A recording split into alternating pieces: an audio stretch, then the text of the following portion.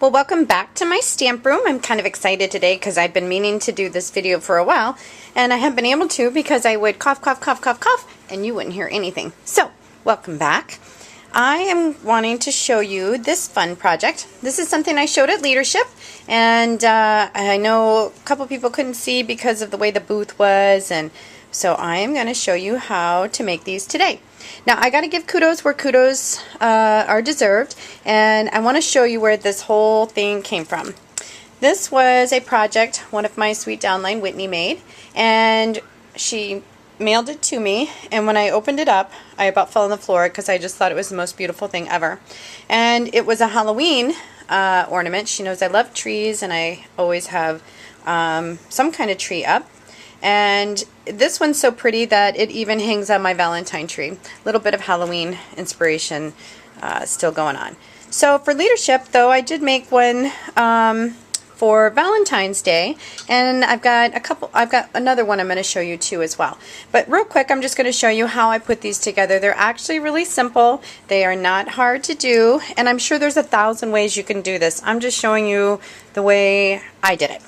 So what I did was I started off with a 1 3/4 inch circle punch, and I cut strips about 1/4 inch strips, 4 inch by 1/4 inch, and about 25 of them. Now, not all the time have I used all 25, but I usually start with 25 and go from there. So what I did was I took my snail adhesive and placed it this way onto the circle punch, and then laid these out all around, and you just keep laying them around like this. And of course, you know, you want to try to get a pretty pattern, make it pretty.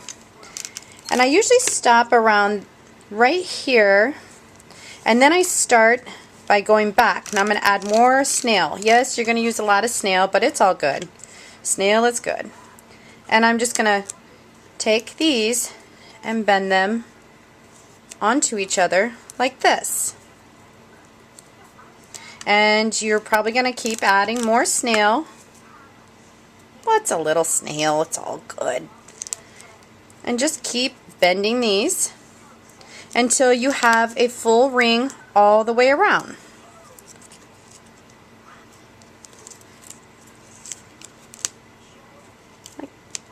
Like that, okay? Now, for the sake of boring you to tears, I, ta-da, did one already. So this is what it looks like when it's done. You can see there's the back, and it's nice and fluffy and pretty. Now, I'm going to take another 1 3/4 inch circle punch of the pattern paper, and I'm just going to place that right on top of it, like that. Okay? Then, I'm going to take one of my heart punches, this one here, and I would sponge around this typically before putting it on, but just for time purposes. You know what? I'm not going to rewind, but instead of snail, use dimensionals. I think it's going to stick better. I think that's what I did the first time. Alright, we're going to stick it on with dimensionals. There! Alright, and then this one will stick on too, likey so.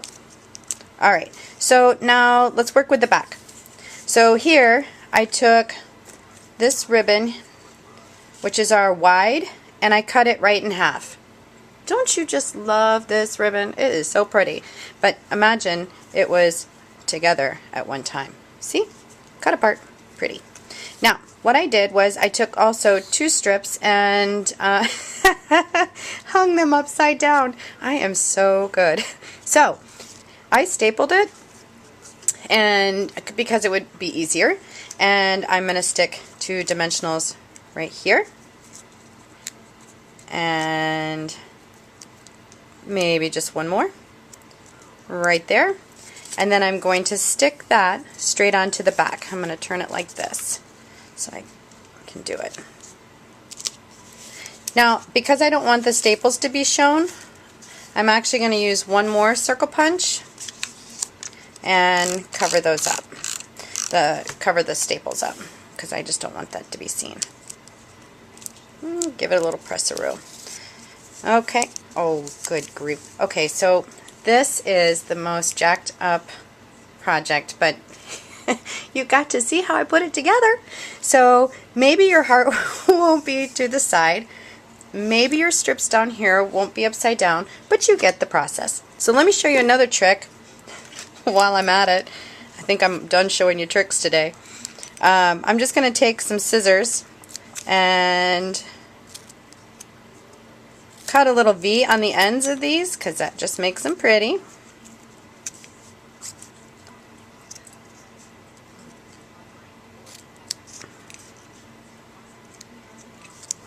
Alright, and then I'm just going to take my bone folder and just bring this up just a wee bit, very gently, to give it a little curl.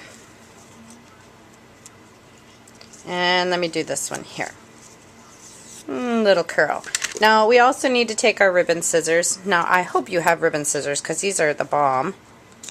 And just make those ends pretty too. Now what I love about taking this ribbon here and splitting it in half is not only do you get a little bit more bang for your buck, but the cool thing is this frays, and I love actually that it frays because it makes it look pretty.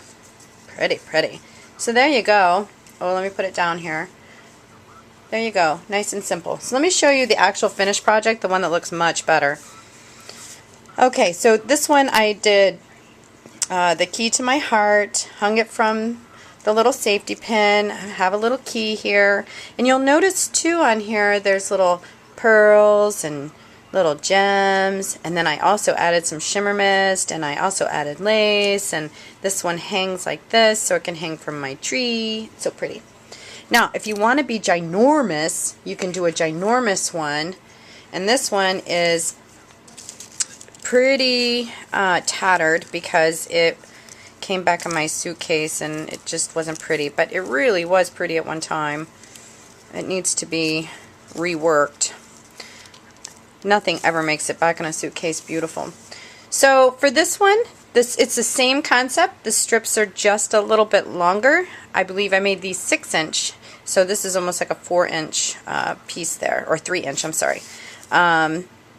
Same thing. In this one I just hung the crown and it says Queen for a Day. So that's simple. Alright, that's all I have for you today. I hope you enjoyed the video. Sorry I jacked up that project, but I hope you got the main concept. I'll see you again.